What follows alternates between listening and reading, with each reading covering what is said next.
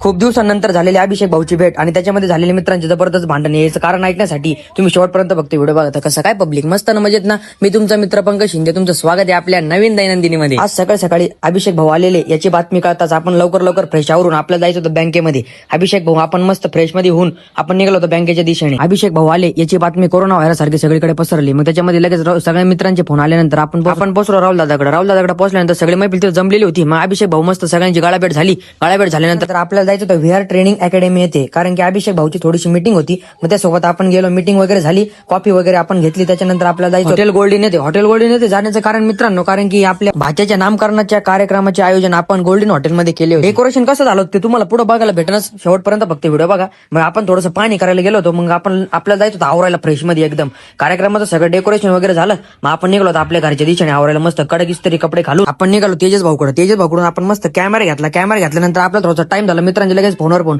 फुल शिवाय घातल्या मित्रांनी 4-5.